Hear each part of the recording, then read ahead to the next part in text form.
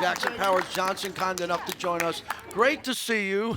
Any comments on Brock and what he was saying there? You couldn't see it here, but the mannerisms. That's the most he's talked ever. No, I love it. No, Brock's locked in. Brock's definitely locked in. You know, you can see he's a little sweaty from all these photo shoots.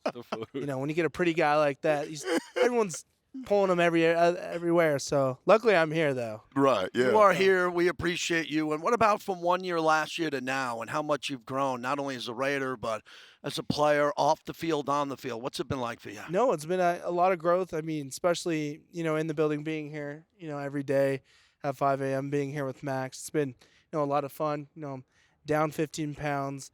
I feel like I'm in the best shape. I feel like everybody says that every year, though. Yeah. So, no, I feel like I'm in best shape, off the field, doing great. Went a couple of places, planning a wedding for next year. So, congratulations. Yeah. I'm not planning a wedding. Oh. I'm just sitting back. Yeah, right. Watching Showing up. her. You're showing So up. I'm just confirming all of her wonderful choices, which they are wonderful choices. They are. Yeah, just been a great off season, having a lot of fun, and excited to be here. So.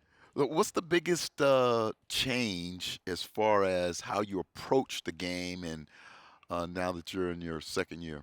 I think the biggest thing is routine. I mean, now that I kind of have a year under my belt and get to see what the NFL looks like, I can start tweaking things and really getting down to the things that are going to be making me more prepared for games, and even more prepared for practices. Finding the little things that are going to get me better and put me in a position where I can help this team as much as I can.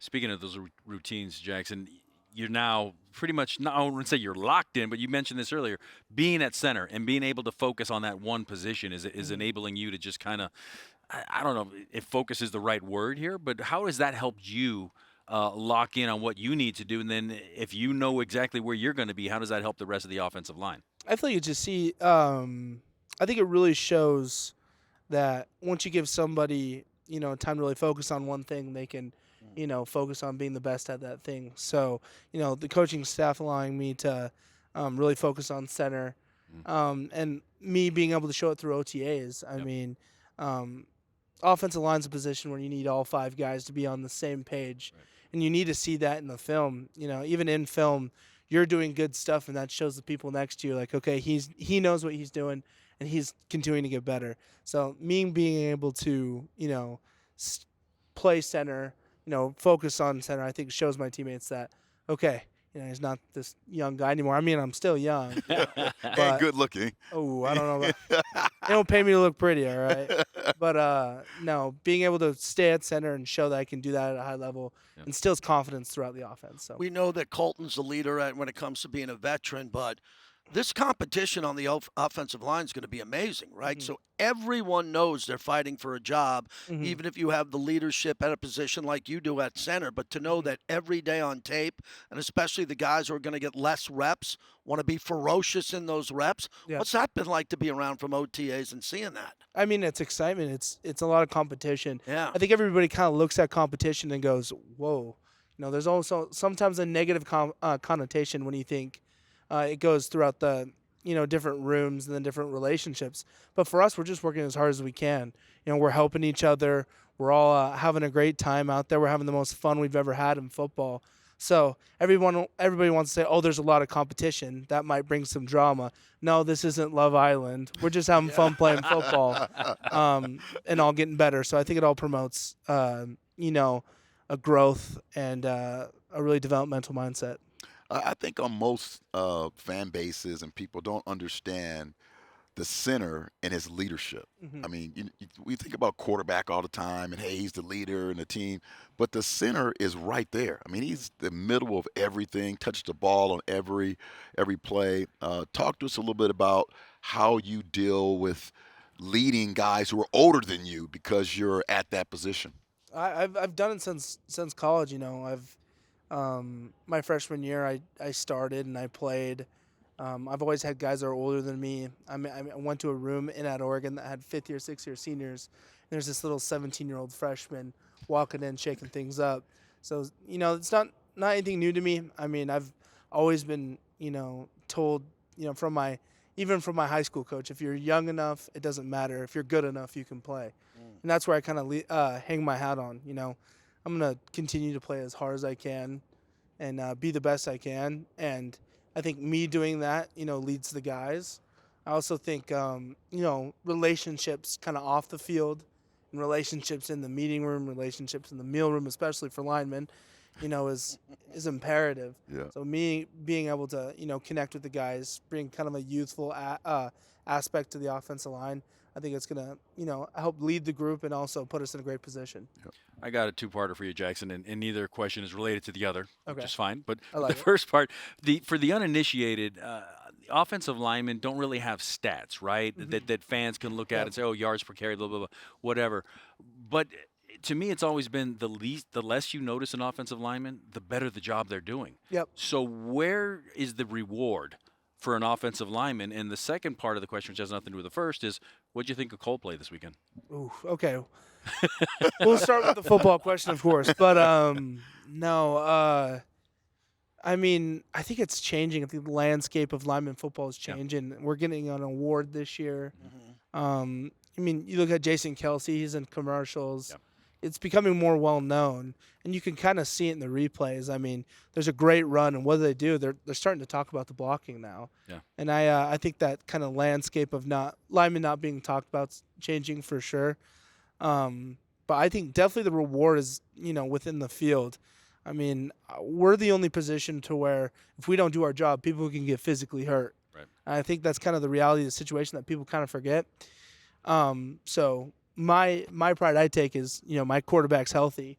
My quarterback can go, throw a football to his kid when he's older. My running back can run around with his kids, and that goes on my hands. So I think that's where all the, I think, gratitude comes from, and all the, the praise. That's where it all goes to. And Coldplay was amazing. That was an amazing, bucket list thing. One of the coolest things I've ever done in my life. So I was there Saturday night with my daughter. Yeah, it was amazing. Yeah, awesome. I wanted to ask you about your downfield blocking. I love some of the cut-ups of you when you get your guy right out of the gate and now your head's on a swivel to get out there. What changes with Ashton Genty? And my follow-up is going to be Raheem Mostert, because if he doesn't get as many touches as Ashton, he's going to be a beast when he does get his touches. So to be able to get your block and win at the point of attack and then go with these guys as they're going, that's going to be unbelievable for you this year. No, it's going to be a lot of fun. I mean, linemen can't, we don't really run the ball, catch the ball, but we can run with the people who run with it and catch it. So it's kind of like catching and running with it in my eyes. But, no, these running backs we got are amazing, and it's super exciting. I mean, you got a power back like Genty who's going to run over people. And that's fun to run behind. And then you got Mostert, which I can't keep up with. He'll be 30 yards down the field, and I'll be waving to him. But no, having these guys in the system and how we're going to run the ball this year, it's exciting, and it makes the offensive line really exciting as well.